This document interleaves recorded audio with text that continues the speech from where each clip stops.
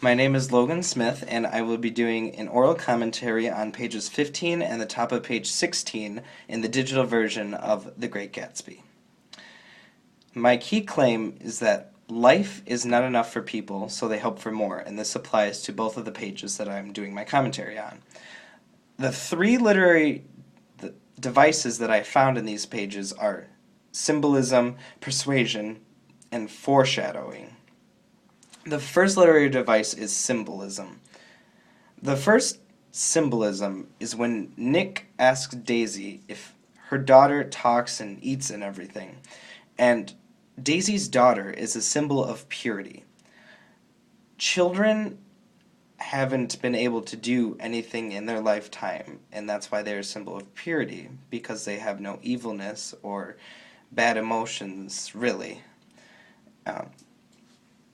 The second symbol is on the bottom part of page 15 when Nick talks about the bright lamp that is in the room of Tom and Jordan. And the bright lamp is a symbol of any freshness that anyone has left between Jordan, Tom, Daisy, and Nick, because they have all moved to the east and they've all kind of started new lives in a way, at least with each other for sure. And the bright lamp is a symbol of the freshness. And the last symbol in the commentary is in the middle part of page 16, when Daisy says that she'll push Jordan and Nick out to sea in a boat. And the boat is a symbol of isolation, because being out in the middle of the sea, you wouldn't be able to have any contact with other humans unless you were on the boat with someone else. The second literary device is persuasion, and Daisy uses persuasion multiple times on page 15. The first time she uses it is when she talks about giving birth to her daughter and being alone. She says, "Well, she was less than an hour old, and Tom was God knows where. I woke up out of the ether with an utterly abandoned feeling." Daisy paints Tom as a villain and herself as a victim, persuading Nick that this is the way of things. The second time she uses persuasion is right after she tells her story, and she says, "You see, I think everything is terrible anyhow. Everybody thinks so, the most advanced people." So Daisy says that everything's terrible, and she backs up her statement by saying that the most advanced people feel the same way.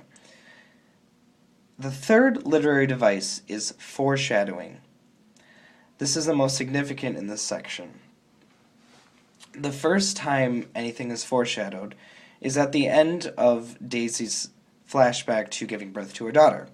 And she says, "I'm glad it's a girl, and I hope she'll be a fool. That's the best thing a girl can be in this world, a beautiful little fool." This foreshadows Daisy's attitude on love by being a hopeless romantic and her own internal conflict between Gatsby and Tom. The second thing that is foreshadowed is on page 15 as well, and Daisy says, "Sophisticated. God, I'm sophisticated." And this is a foreshadow of her carelessness. The next foreshadow is on page 16, when Nick describes about Jordan, and he says, "I had heard some story of her too, a critical, unpleasant story, but what it was I had forgotten long ago." So this foreshadows a bad ending in the relationship of Jordan in some way, shape, or form.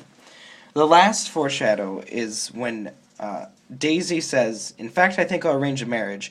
Come over often, Nick, and I'll sort of, fling you two together. You know, lock you up accidentally in linen closets and push you out to sea in a boat and all that sort of thing." And this foreshadows the relationships between Jordan and Nick, but also Gatsby and Daisy, referencing back to the boat. That was my oral commentary on pages 15 and 16, supporting my key claim that life is not enough for people, so they hope for more.